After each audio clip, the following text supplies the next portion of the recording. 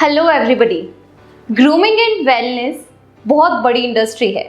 बहुत बड़ी इंडस्ट्री होने के साथ में काफ़ी डिमांडिंग इंडस्ट्री भी है, क्योंकि राइट नाउ जो सिनेरियो चल रहा है, चाहे मैं बात करूँ फैशन का या मैं बात करूँ किसी भी बिजनेस का, तो काफ़ी डिमांडेबल साबित हो रही है।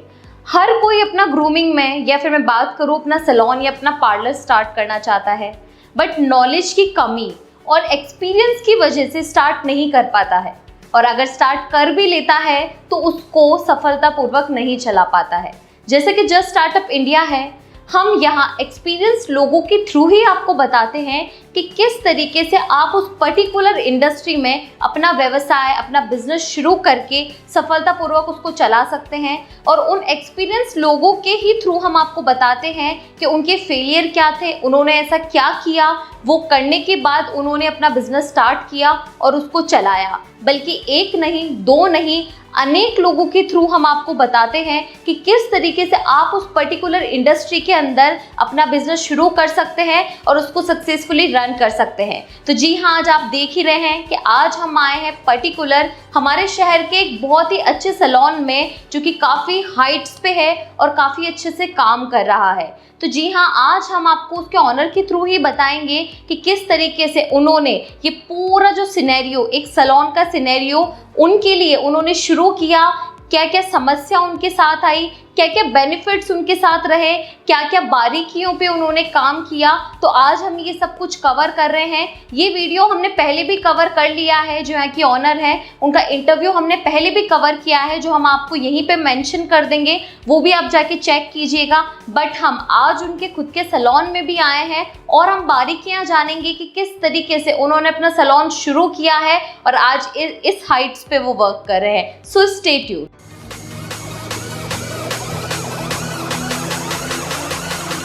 फाइनली आपने मैम का इंटरव्यू देखा था और मैम के इंटरव्यू को काफ़ी प्यार मिला है, काफ़ी क्वेरीज आई है लोगों की। सो हमने ये डिसाइड किया है कि मैम के यहीं पर आके पूरा जो सैलून है उसका हम टूर करने वाले हैं और डेफिनेटली कुछ सर्विसेज भी हम लेने वाले हैं।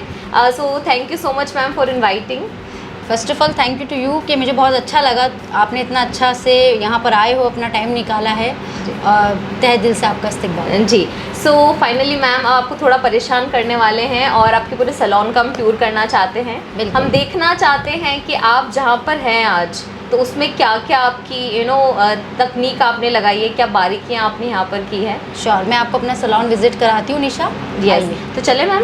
ओके, हमारा टूर। और ये शायद रिसेप्शन एरिया है, राइट? बिल्कुल, ये मेरा रिसेप्शन एरिया है निशा। ओके। और ये मेरी मैनेजर हैं कोमल।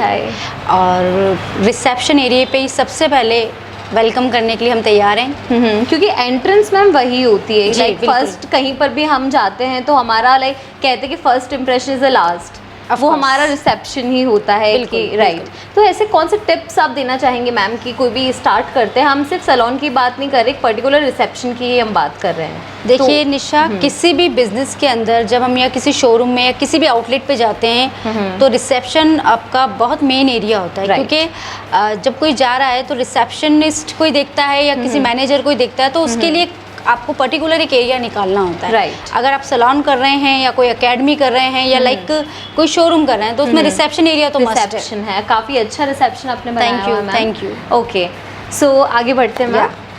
निशा, ये है हमारा स्टाइलिंग एरिया। ओके। जहाँ स्टाइलिंग होती है, कटिंग शेविंग होती है, स्पा होता है, हेयर कट्स होते हैं। ओके। और सैलून का स्टाइलिंग एरिया रिसेप्शन के बाद मोस्टली स्टाइलिंग एरिया पे हम लोग फोकस करते हैं। ओके।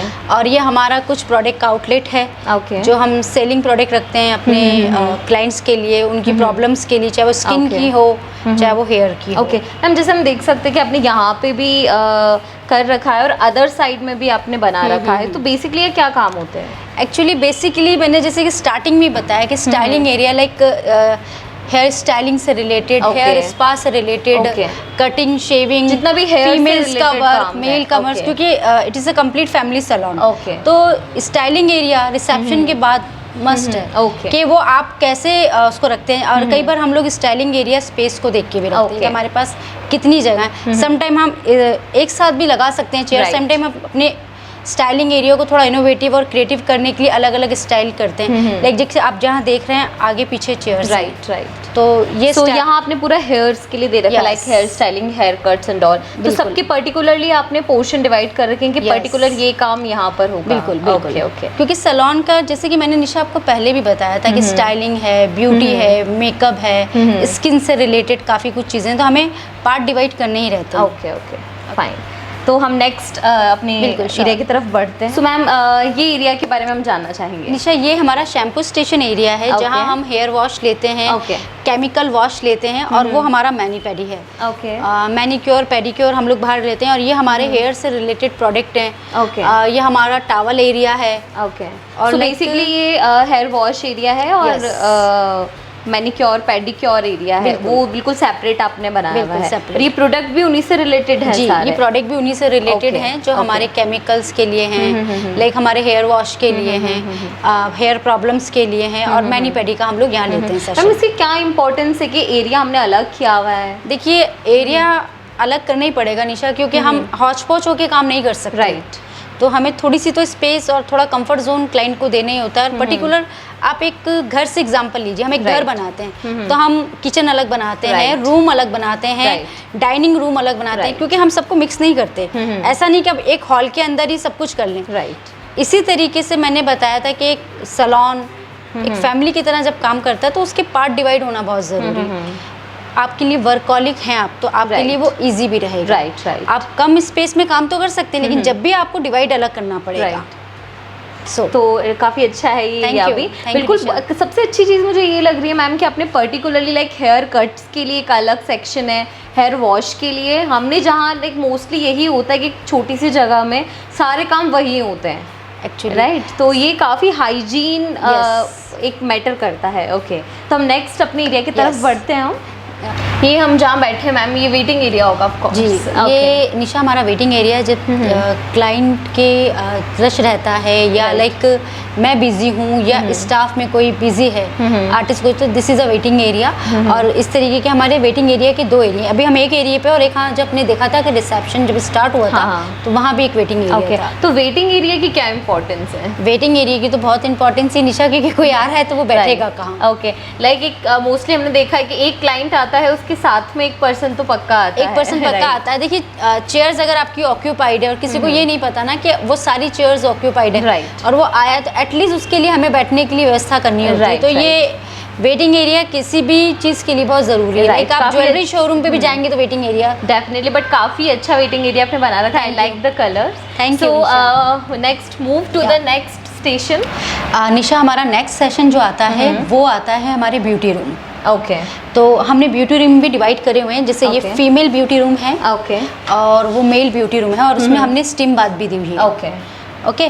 और इसी के साथ हमारी इससे एडजॉइनिंग लेडीज़ फैसिलिटीज़ है और जेंट्स फैसिलिटीज़ अलग है। ओके। सो हम फेशियल रूम देखना चाहेंगे। ये है निशा हमारा फेशियल रूम, और जिसे हम ब्यूटी रूम भी कहते हैं, और लाइक प्राइवेट सर्विसेज लाइक कुछ भी वैक्सिंग, आईब्रोज, फीमेल्स वर्क, सब हम लोग यहाँ करते हैं। सो बेसिकली मैम इस रूम के बारे में हम जानना चाहेंगे। इतना लाइटिंग, इतना डेकोरेशन, और सबसे ब्यूटीफुल रूम मुझे यही लगा है। थैंक यू निशा। ये क्या है मैम एग्जैक्टली? निशा, ये अकेडमी है और इसे हम मेकअप रूम भी कहते हैं। यहाँ मेरे स्टूडेंट जो मुझसे मेकअप या स्टाइलिंग या अदर कोर्सेज चलते हैं, तो हम लोगों के लिए, स्टूडेंट्स के लिए एक एरिया डिवाइड किया हुआ था कि उनकी स्टडी या उनकी क्लास हम सेपरेटली ले सकें। तो इसमें उन्हें क्लाइंट डिस्टर्ब ना करें। B2C सर्विसेज के साथ आप एकेडमी भी आप करती हैं? मैं एकेडमी भी रन करती हूँ, और इसमें यही रहता है निशा कि एकेडमी का पार्ट डिवाइड करने का सेंस ये कि आपके पास सैलून्स पे फ्लोर पे काम रहता है। तो वो क्लाइंट की वजह से आपका जो स्टूडेंट आ रहा है वो डिस्टर्ब ना हो, तो उसके लिए एक एरिया हमने अलग डिवाइड कर दिया, उसकी स्टडी के लिए, उसकी क्लासेस के लिए।